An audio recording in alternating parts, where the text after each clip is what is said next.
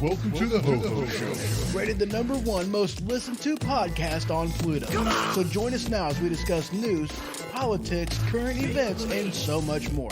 So clear the airwaves and strap in as we defend the Constitution because freedom matters.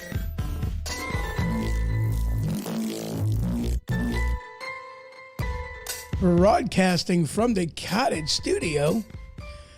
Welcome to the Ho-Ho Show, and as always, I'm your host, Ho-Ho. So how y'all's doing? I hope you're doing good. I really do. No need to adjust your audio. This is what I sound like. Yep. I'm still struggling with my voice. Going on a week and a half now, and I still ain't got it back. Although, if I could learn to shut my mouth for a while, maybe it would come back. But it hasn't yet. Still waiting on it. But I don't feel quite as bad as what I sound. It's primarily just my voice. So, we are but 2 weeks and a day away from Christmas. And have I got some news for you? This is totally awesome, let me tell you. This is so cool. So, Alex Exum, host of the Exum Experience at Live Talk with Alex Exum, is doing a Christmas audio drama this year. And I am so excited to check this one out. I really am. This one is going to be pretty stinking cool. This one is going to be entitled The Iguana Gang. And you can head on over to theiguanagang.com. That is TheIguanagang.com, iguanagang.com. And get your tickets today. And if you use promo code HOHO, that is HOHO in all caps, you will receive 20% off. So instead of $10, you're looking at $8. That's pretty stinking cool, let me tell you. I'm excited about it. I really am. That's a deal that I didn't even get whenever I got my tickets. This is just for you, the audience. I'm not going to get that. I'm not going to get it at all. So, y'all know how I like to start the show. Oh, yeah, by the way, you guys can also either go to theiguanagang.com or you can just follow the link down in the description below. That'll take you right over there, too. Get your tickets today. Use promo code HOHO and enjoy the show. Coming up this Christmas, Sunday, December 25th. I'm excited. So, without any further ado, y'all know how I like to start the show. I like to start off with a little bit of satire, a little bit of funny, ha. And this one, to me, was funny to the point of being ridiculous, and it absolutely is. This headline is from the Babylon Bee. Tragedies that could have been prevented with better gun control. Oh, yeah, you heard me right. Tragedies that could have been prevented with better gun control. And this just starts off with going even into the ridiculous. We're just going to go ahead and open up by reading the first paragraph of this. Guns that have caused countless tragedies. The list of tragedies that could have been prevented by guns is literally infinite, especially when you consider the multiverse. Here are a small sampling of tragedies that could have been prevented with common sense gun control. 1, World War I. Without guns, they would have just resorted to slap fights. In the case of the French, tickle fights. World War II. 3, that time that Chick-fil-A ran out of sauce. And even during the crisis, Congress did nothing. 9/11. If only those planes had been stored, locked, and unloaded. That kind of cracked me up. the destruction of the home tree on Pandora, from the movie Avatar. The conquest of Asia by Genghis Khan. Red flag laws could have stopped this. That time you failed to test. We're sure the gun laws factored in somehow. The eruption of Mount St. Helens. Mother Nature was mad about the guns. When will we listen? Climate change. Climate change is caused by guns, and guns are caused by climate change. It's a vicious cycle. The death of somebody in Final Fantasy VII. Never played it. I don't know. The Beverly Hillbillies is number 11. The Beverly Hillbillies moving to Beverly Hills is number 11. Jed Clampett should have never had access to that there rifle. And then number 12 on the list is Noah's flood. Let's hope it doesn't take another flood for us to finally get rid of all these guns. Yeah. I thought it was funny. It cracked me up. Hopefully you can get a little bit of ha-ha out of that list as well, just like I did. All right, moving on. Now, guys, I don't know how long this show is going to go. I'm going to go for, get everything that I can into it. And hopefully my voice lasts for a while. That's what the hope is. If it starts to bother me too much, though, we will end this. But yeah, for now, I'm all right. As my voice sounds like crap when I say that. Yeah. Okay. Anyway, we're going to go ahead and start diving into this. We've got a lot to talk about. We're kind of covering 2 episodes because we're going to be talking about some stuff from last week and then a little bit of stuff into it this week. And hello over there in YouTube land. I'm just saying, bro. What's up? How you doing? I hope you're doing good. I really do. So this first article we're going to go ahead and touch base on is from the Bulwark headline.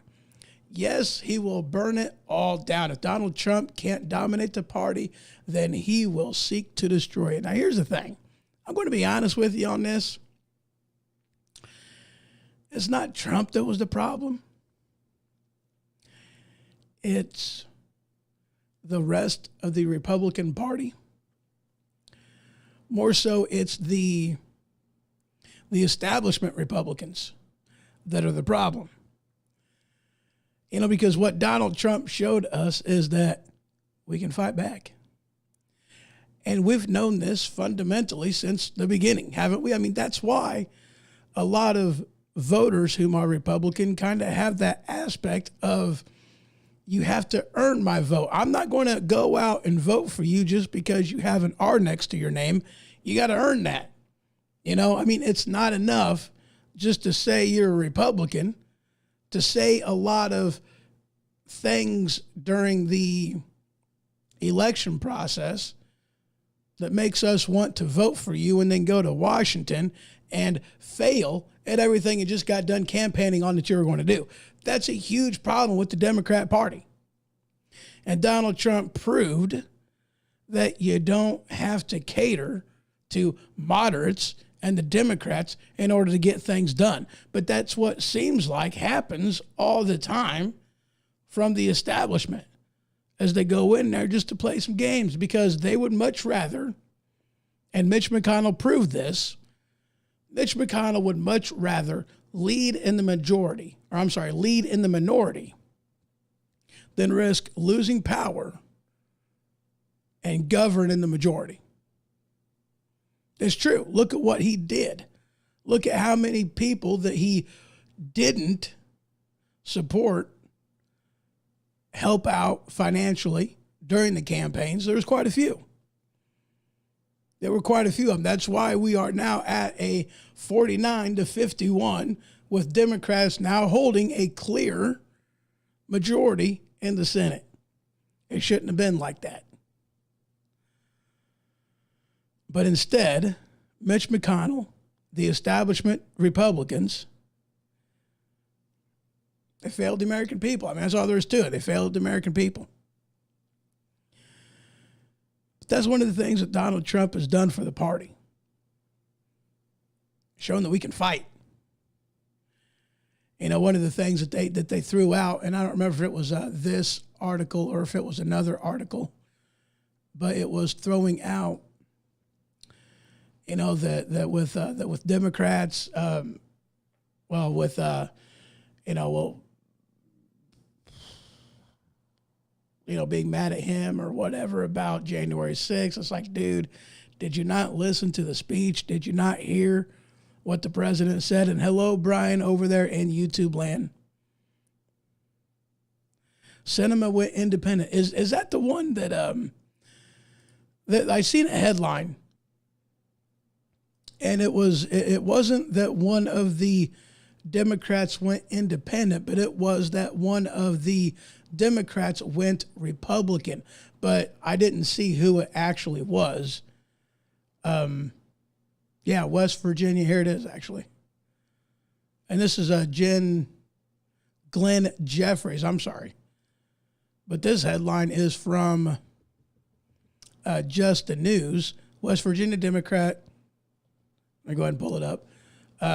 State senator switches to Republican Party. And West Virginia State Senator Glenn Jeffries. Oh, so Sinema from Arizona went independent. That is awesome. And no, I did not hear that. So that's awesome. Now, I mean, here's the thing, though, too. I don't know how this is going to play out in the Senate. I don't know. I don't know how this is going to play out. With, you know, apparently one person switching parties and one person going independent. One, I don't know how any of them are actually going to end up voting. I really don't. I don't have much faith in these Democrats that choose to switch parties. I mean, granted, you know, prior to Trump, one of our, you know, most conservative presidents that we had was a former Democrat, Ronald Reagan. And he said that he didn't leave the Democrat Party. The Democrat Party left him. But I don't know how okay, like in the state or in the sense of definitely with Sinema going independent. I'm not really going to look for him to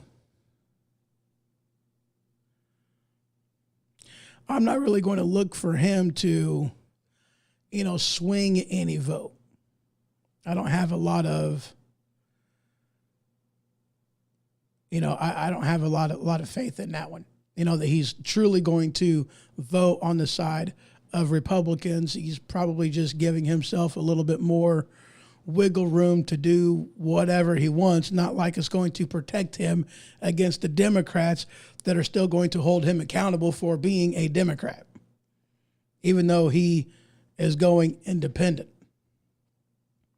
And the same thing goes with Glenn Jeffries switching to a Republican Party from West Virginia.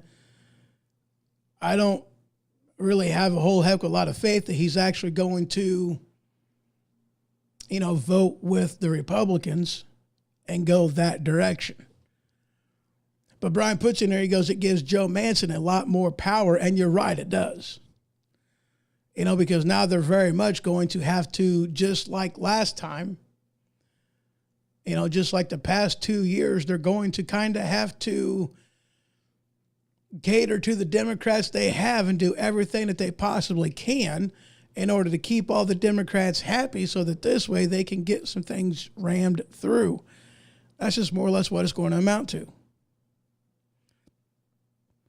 So, I mean, both you got the Democrats and the Republicans that really they got their work cut out for them. They really do. They got their work cut out for them. Definitely do. So let me go ahead and get back into here. One article that I wanted to read and get through before we went to break. And that is this headline from Forbes. Headline: Elon Musk reveals wild 1 billion Democrat donation theory after Bitcoin and crypto exchange collapse. Now, I don't know if you guys have heard about this, but earlier in the week, Brian puts in there, goes, I'll have to hoodwink or buy him off. Absolutely. That goes with all three of them guys, to be honest with Joe Manchin, with Sinema, and with Glenn. You know, they're going to have to buy all of them off. But I don't know if you guys heard about the the crypto exchange that collapsed, and I guess it was basically a pretty bad deal. A lot of people lost a lot of money in this. I mean, here's the thing. First and foremost, this is not the fault of crypto any more than this is the fault of, the stock market. Whenever you have different broker houses doing shenanigans, the same thing goes. All right. And that's more or less what happened with this. You had a crypto exchange that basically took the money of the people who invested and did whatever they wanted into it. Now, according to this article, Musk, who claimed he saw red flags when FTX founder Sam Bankman-Fried, whatever, he offered cash towards his Twitter takeover, revealed via Twitter that he thinks Bankman-Fried, could have donated over $1 billion to Democrats ahead of the XTX's meltdown, far more than the $40 million that had been reported. Holy crap. That's a big difference right there, isn't it? Over $1 billion instead of what was reported of $40 million. Now, I don't know. Oh, crap. I don't know how much money that we're actually talking about. I don't remember. I don't remember hearing any dollar amounts with what was actually lost. Actually, it looks like, wow, $32 billion business empire collapse into bankruptcy. And that was last month, according to this article. Now, I hadn't actually seen because I'd heard about this last week and whatnot, and I really didn't hear a dollar amount associated with it. So I didn't know. I knew there was a lot of money because I also know that it was a pretty popular exchange. A lot of people used it. $32 billion. Holy cow. Yeah. And reportedly, they spent $36 million in the latest midterm election, mostly via the Protect Our Future PAC, which is one of them things that's a complete joke because you're supposed to have limitations on how much money you can donate to a political party, but with PACs, political action committees, they kind of bypass that, considering the money supposedly is distributed amongst numerous candidates, which I'm not saying that it's not, but considering you're not making a donation to any one person, you're making a donation to multiple. Apparently that bypasses different laws that they have in place. I don't know. So yeah, that's a lot of money right there. A lot of money. Possibly $1 billion that was actually donated instead of the 36 million that was reported. Wow. All right, guys, we are going to go ahead and take a quick break. And when I return, we are going to dive into a little bit of this Hunter Biden, Elon Musk stuff that has been going on. Apparently, there has been 3 information dumps on this. So we're going to go ahead and talk about those right on the other side of this break. Be right back.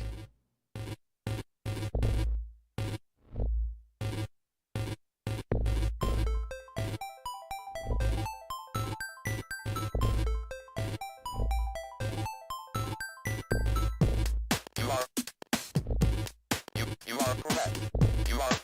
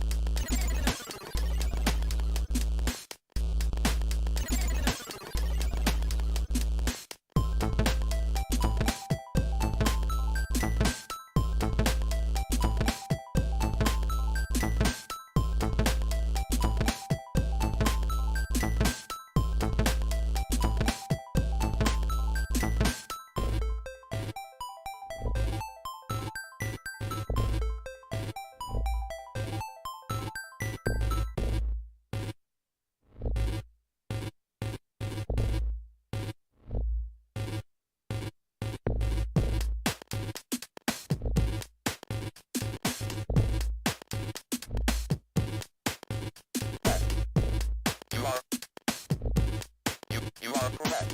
You are you are correct.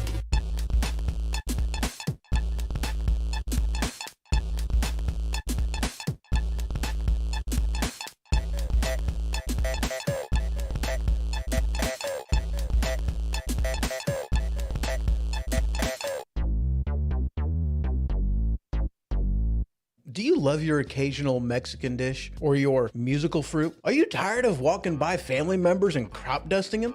Well, if this has ever happened to you, might I introduce you to Tampons brand butt plugs. Tampons brand butt plugs is that particular type of butt plug that allows you to walk in public in confidence knowing that you're not going to accidentally crop dust somebody. Tampons brand butt plugs now with the plastic applicator. Not just for women anymore. Tampons brand butt plugs. All right. Well, welcome back and stuff. And yeah, welcome back. Sorry about that because I didn't think that was a video, and apparently it was.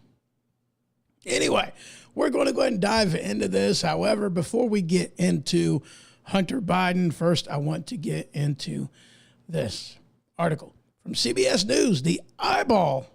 CBS News headline: Russia warns it will cut off oil supply after countries vote for a 60 per barrel price cap. Now, I don't know if y'all's remember hearing about this, but the European Union, I guess, they voted to cap the price per barrel on Russian oil to $60. And right on the onset of this, I was like, this isn't going to work out the way that they think it will. It's not, because Russia can do a couple things on this. He can either, one, slow down production, and that is according to one headline that I read, that's exactly what he intends on doing, is slowing down production, or slowing down production, and limiting how much oil that he sells to European nations. Like, okay, what, you only want to buy so many barrels, or you only want to spend $60 per barrel and no more than that? I'm just not going to sell it to you. I'll sell it someplace else. And here's the thing. There's nothing nobody can do. We're heading into winter. Things are, it's already getting cold. Snow's already falling. And this is said it's going to be a pretty cold, stinking winter. So what are they going to do? I mean, do you really think, Putin knows, okay? I want you to understand this. Putin knows he's got the European Union by the balls. He knows this. Where else are they going to get oil from?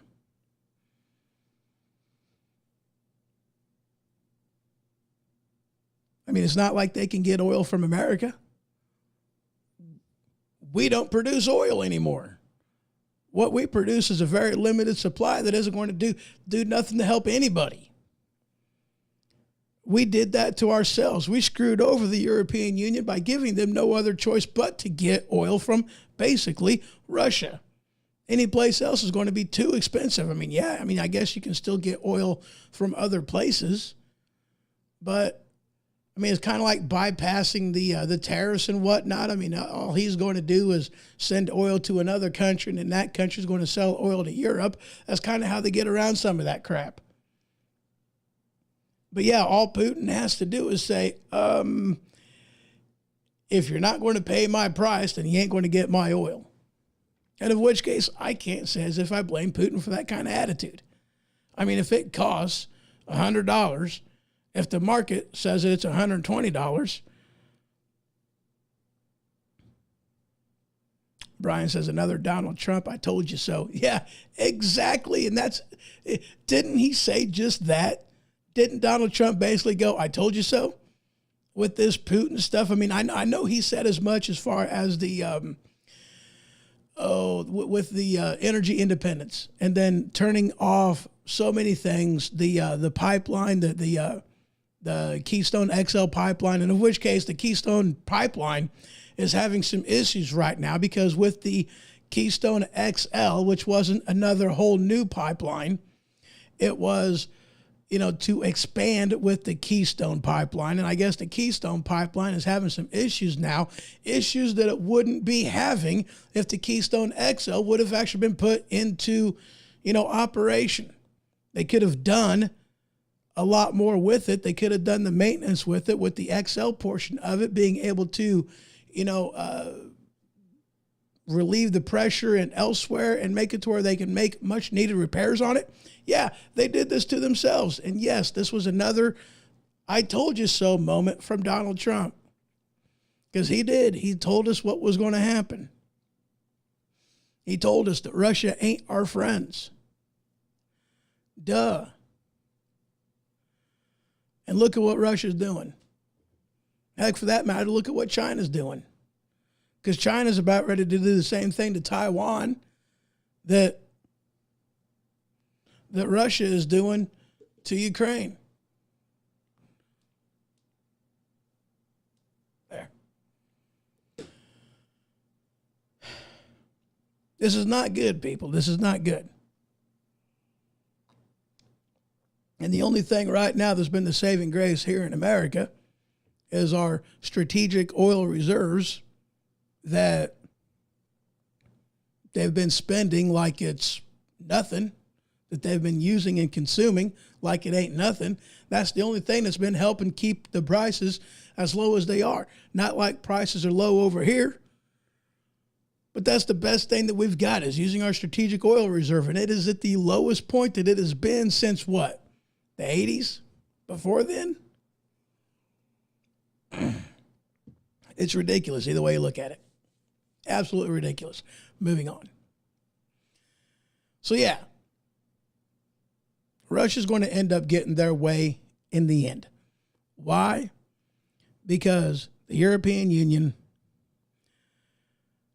does not have the ability to fight back on this. They don't. They don't have the ability to wait it out. They don't have any bargaining power on this.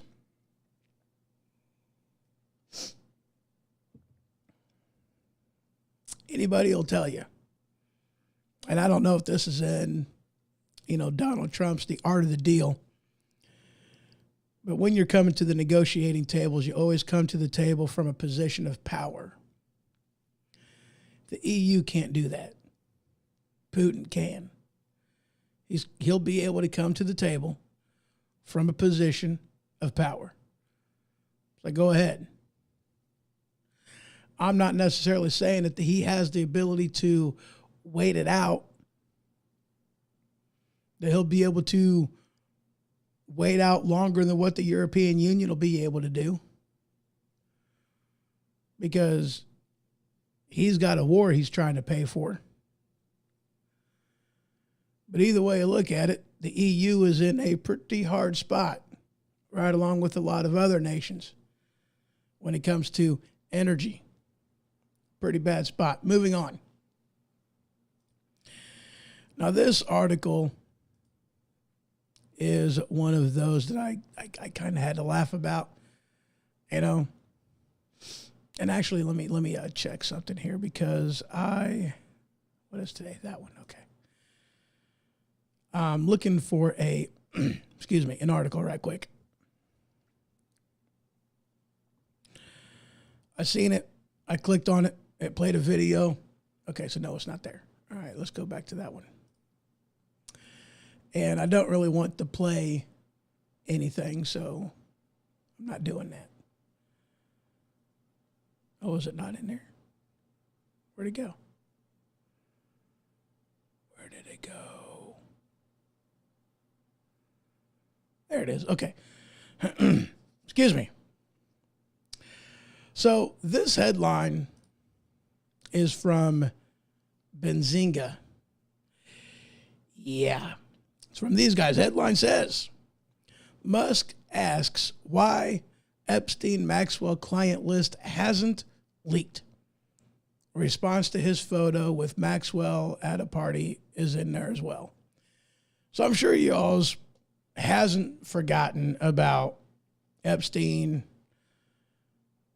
Maxwell, the client list, the whole 9 yards. And, here you have, all right, here's one of the reasons why I find this, definitely, because here's this article from, and this goes into a video, but Nancy Pelosi says that the public has a right to know what is in Donald Trump's tax return. And if yet, I say, no, they don't. Okay? This is a whole big nothing burger right here, because if you guys remember, I think it was last week sometime, the Supreme Court ruled in favor of the Democrats, the Democratic Congress, and said, and gave the tax returns of Donald Trump, I think it was the last 3 years or 6 years or something, I don't remember, handed them over to Congress. Of which case, why? There's no reason, there is no law, there is nothing that is acceptable about that decision whatsoever. It is tradition that the president hand over his tax returns to Congress, but it is not a law. Tradition, not law. There is a difference. Tradition that it happens, but not a law that says that he has to. There's absolutely nothing in there, no law, nothing that says that Donald Trump had to hand over his tax returns.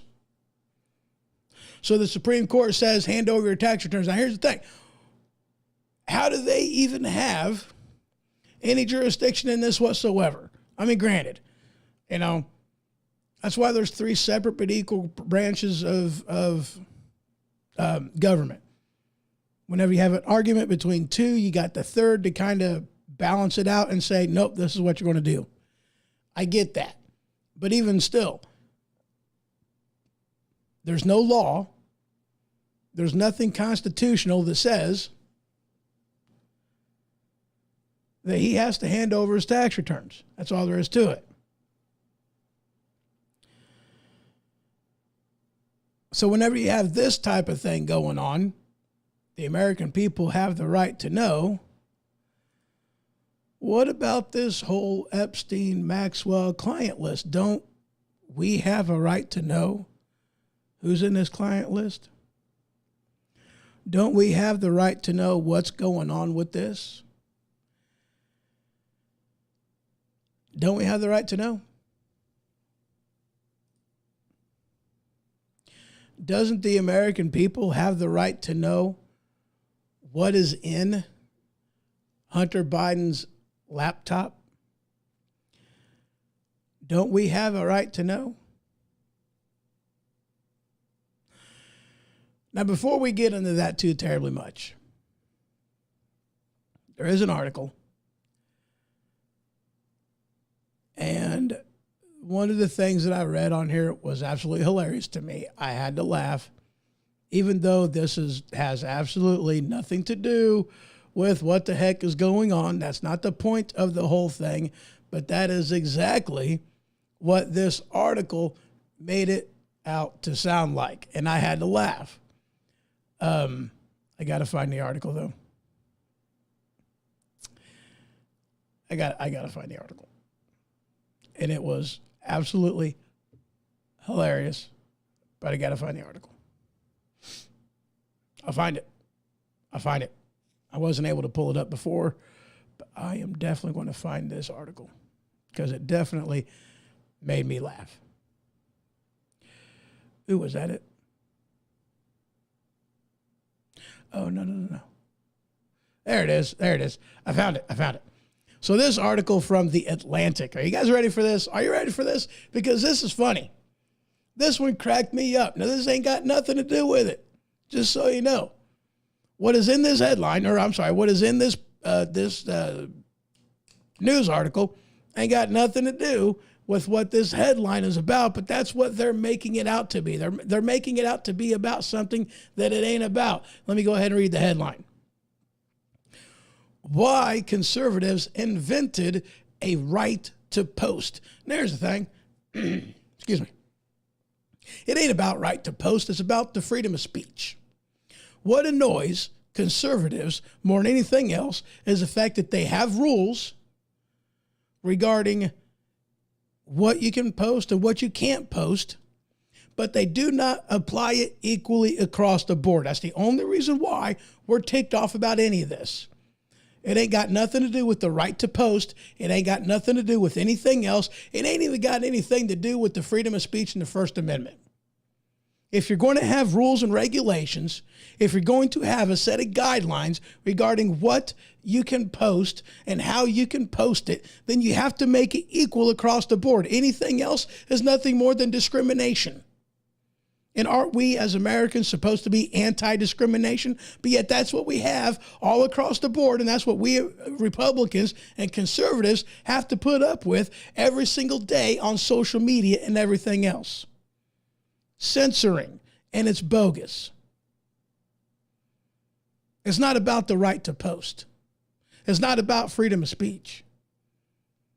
If you're going to have a rule saying what you can post and how you can post it, make it be applied equally. Anything else is discrimination, period, end of story. That's all it amounts to. But they don't want to be honest about that. They want to call it misinformation. It ain't misinformation. It's information that you don't like because it doesn't go along with the narrative that you're promoting. It ain't misinformation. Quit saying that. Quit lying to the American people. It ain't what it's about. You're lying. But this post continues. This article continues. You have a right to free speech as long as you are saying what conservatives want you to say. Well, isn't that backwards? Because the left operates in such a way that you have free speech, but only if you say something that we deem as not offensive. That's what it amounts to. That's how it works. The Constitution, according to liberals. But this this article continues. I'm going to read this first. Maybe you've already seen the part that made me laugh. But this article in The Atlantic continues. Early December might have marked the first time anyone ever asserted a First Amendment right to see the president's son's penis, an argument that the framers likely did not anticipate.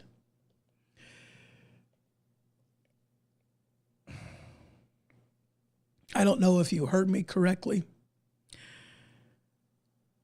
I know I'm losing my voice. So let me go ahead and read that again. Early December might have marked the first time that anyone ever asserted a First Amendment right to see the president's son's penis, an argument that the framers likely did not anticipate. Yes, you heard me correctly. Now, here's the thing. Let me break it down to you. Let me tell you what it is. Just like what we have already discussed, this is not about Hunter Biden's penis. I can't believe that I had to say that. I can't believe that that's the argument that this article gives as to why it is nuts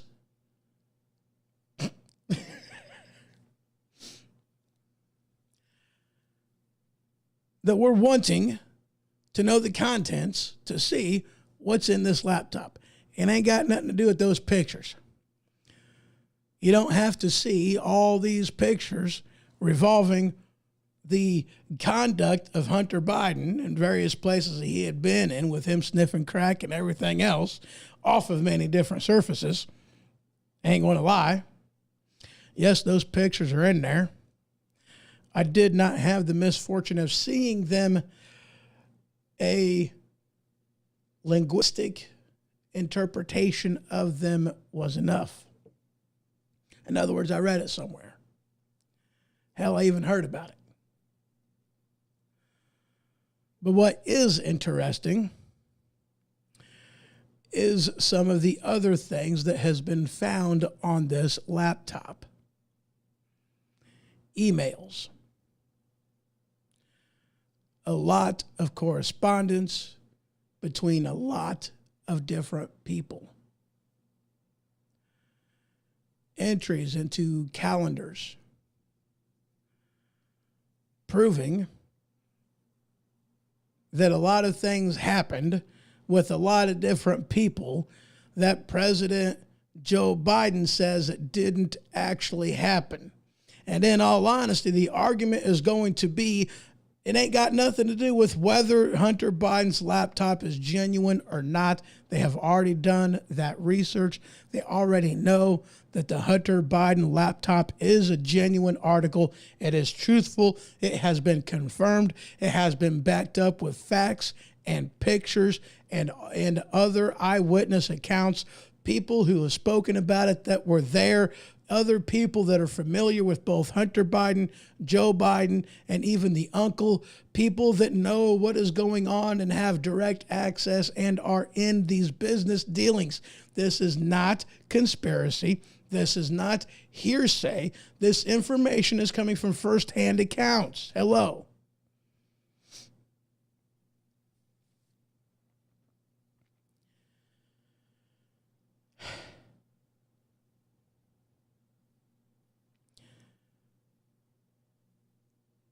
This whole entire thing is going to be whether or not Joe Biden, actually not whether or not he is compromised, but how compromised is he?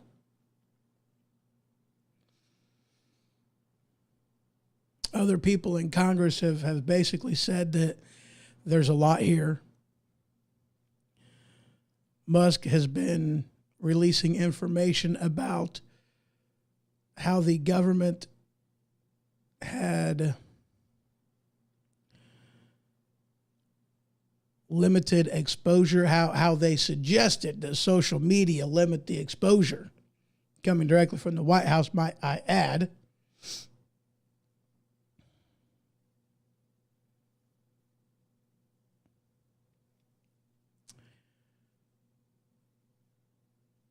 We already know that 17% of the people that voted Democrat in the election would have either stayed home or voted Republican. That right there is enough to change the results. It's no wonder that former President Donald J. Trump is ticked about how things went down. It's no wonder. Elon Musk promotes release of internal Twitter documents rehashing platform's block of the Hunter Biden story. 2 years too late, says one article. But this article from NBC News, the Peacock, that Elon Musk promotes the release of internal Twitter documents. Now, there was the first leak, which, I mean, here's the thing. I know about the first batch of stuff, which was just some internal stuff, and that's more or less the extent of it. It was, not really a whole heck of a lot was in there. One of the things that I thought that was very telling about this was, one, they basically believed that the thing was Russia disinformation. They didn't do jack diddly squat to try to confirm the story. All they did was immediately squash it, and that's it. Debate on whether they were doing the right thing, whether they were doing it the right way, mainly. But it didn't even cross their mind to do some of the things that they could have done to verify the story. And of which case they could have, and not a single one of them did. Instead, they went to former CIA officials that didn't have firsthand information of it, but all they could say was, it's got to be Russia disinformation. We don't know, but it's got to be, right? They didn't have firsthand information of what was going on. These were former officials. It's not like they actually knew anything. They were speaking out of their hind end, in other words. Speaking out of their hind end.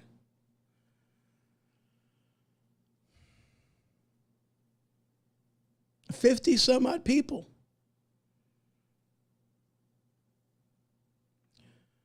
But they never did, not once, talk to the author of the original news article.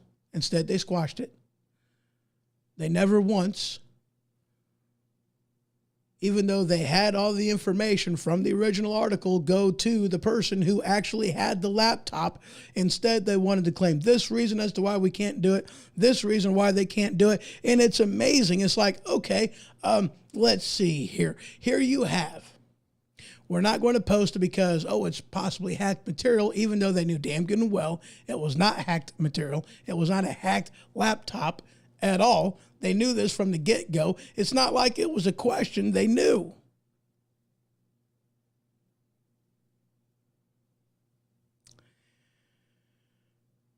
But they wanted to claim that. Here's why I find it laughable.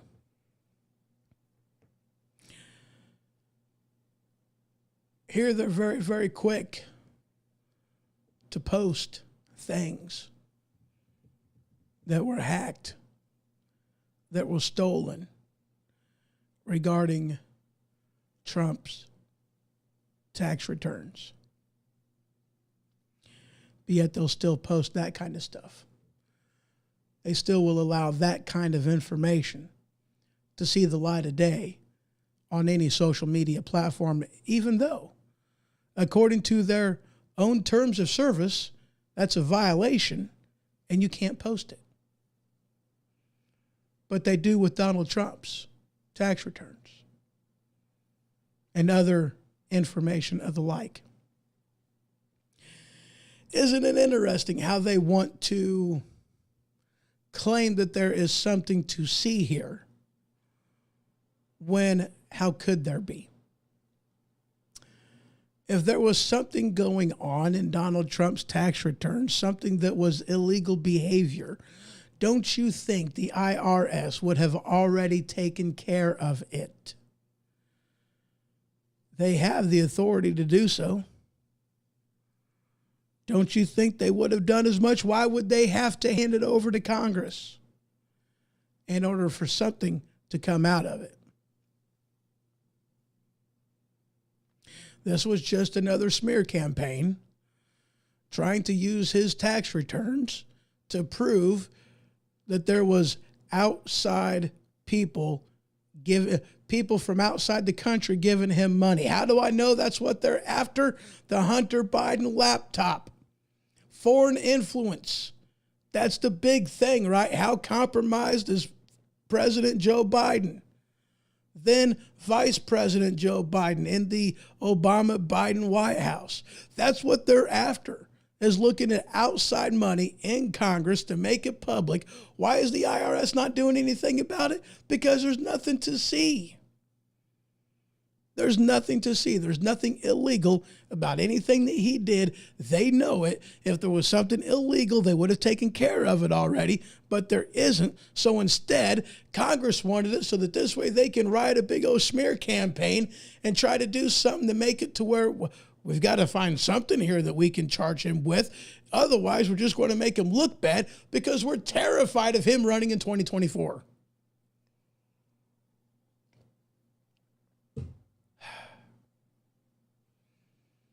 Are they really that terrified? Yes. Otherwise, why would they want it?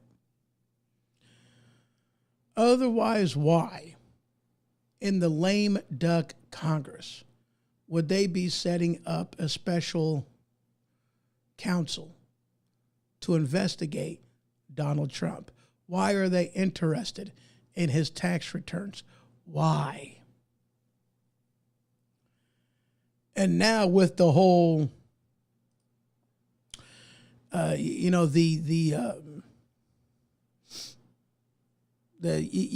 classified documents, now they're basically saying, well, you're going to be fined for every day that you have these classified documents until you give them back. Wait. We gone from like prison forever, treason against Donald Trump because he had all these classified documents, to nuclear secrets of foreign governments, to some classified documents and newspaper clippings of information that isn't classified, but it's just because it's about nuclear secrets they wanted to deem it classified, even though it's public information that those things came from anyway. And all of that to obstruction, to now we're going to fine you for every day that you have these so-called classified documents. Have you been paying attention to this? Do you see just how full of shit everybody is? I cussed. My bad.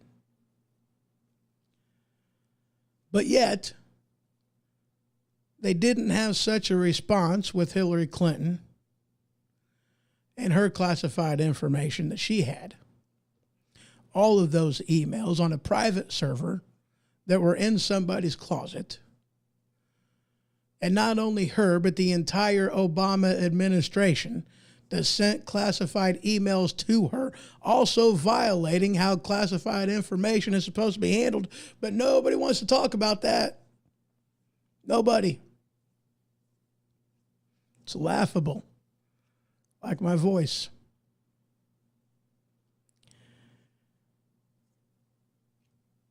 The double standard. That's what we're getting pissed about. That's what we're upset about.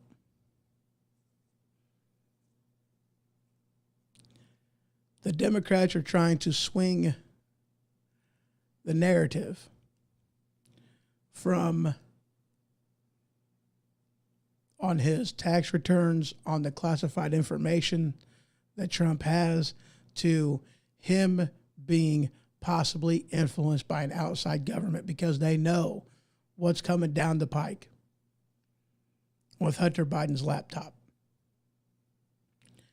And here's the problem.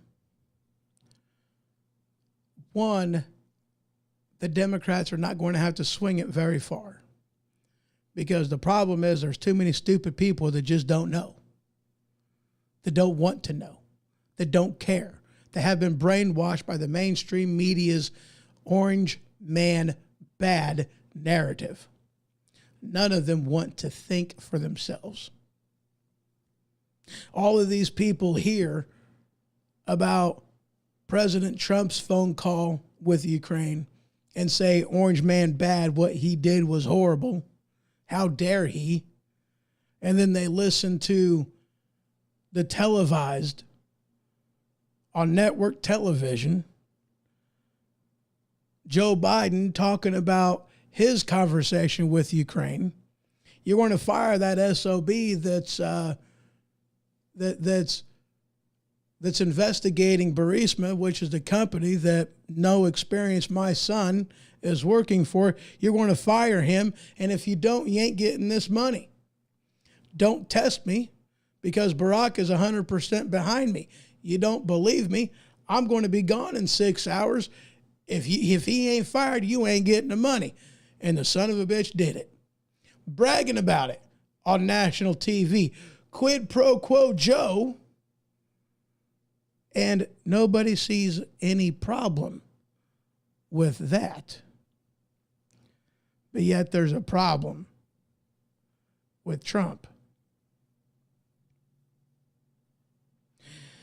Now, when it comes to a lot of the business dealings that Hunter Biden has, I'm not saying that this is a Democrat-only issue. Au contraire. I know that there are a lot of Republicans involved in doing this too. This is kind of par for the course on how things happen. This is their workaround for taking money from outside sources. A lot of Republicans are doing this too. There were kids of Republican senators and of Congress people that were even part of what Hunter Biden was doing. It wasn't only Democrat kids. The whole entire thing needs to be cleansed. The swamp needs to be drained. It absolutely does. The swamp needs to be drained.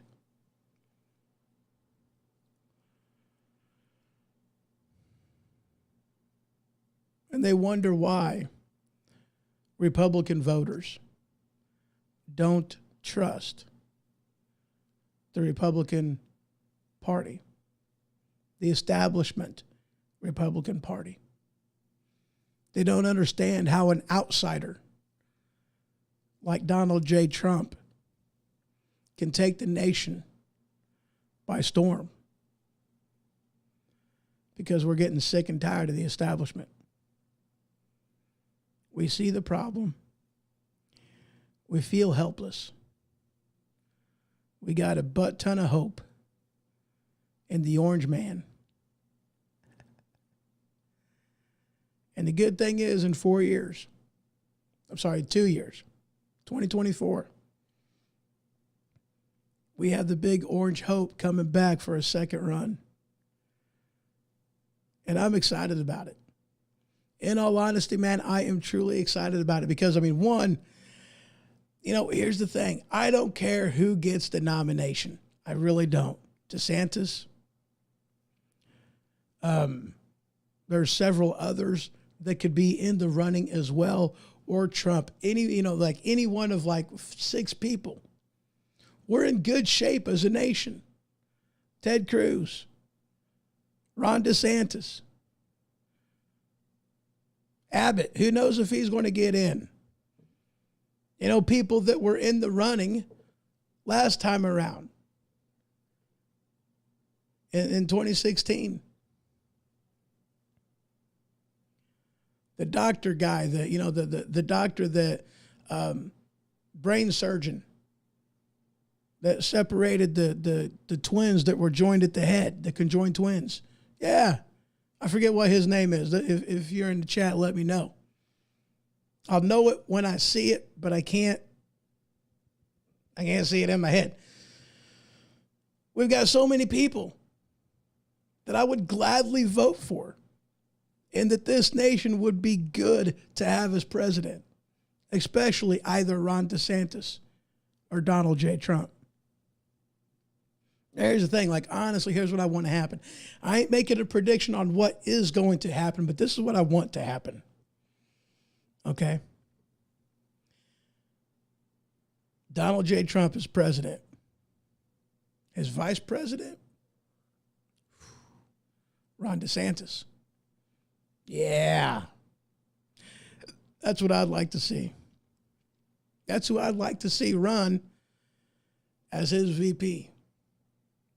And then in 2028, Ron DeSantis is president for 2 terms. That is what I would like to see.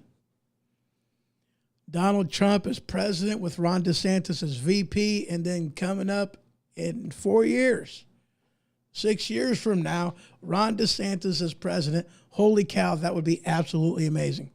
Holy cow, that's what I would love to see. Will it happen? Who knows? I honestly doubt it. I don't really see Ron DeSantis taking a VP slot when he can just stay the governor. For his political career, I would almost say that him remaining as Florida governor would be better for him instead of running as Trump's VP. For the simple fact is, Trump's going to be attacked. And that's all there is to it. And it would be better for DeSantis politically if he does not, for him to not even run against Trump. I mean, if I would run if I was him, but he's better off not even accepting the VP if it were to be offered to him. Just staying as governor, keep your distance from Trump, politically speaking, as much as he can. Support Trump any way that you can, but keep yourself distant from him so that this way, when you run for election in 2028, you're not going to be having a clouded issue with being too much attached to President Trump. I mean, here's the thing. Make no mistake about it. It doesn't matter who the nominee is. If it's not somebody like Jeb Bush, who is an establishment Republican, the Democrats are going to go after anybody. It doesn't matter who it is. It could be, well, if it's Jeb Bush or if it's Liz Cheney, they'd be okay with that. I don't see them treating Liz Cheney anywhere close to how they did even Mitt Romney or Mitch McCain, two establishment Republicans that it wouldn't have mattered who got elected that year, whether it be the Democrat or the Republican, it would have been the same type of presidency. Pretty much. That's how things just end up happening. All right, guys, that's all I got. That is all I got. So, recap. Not really recap. Let's go ahead and head on back to the beginning here for a second.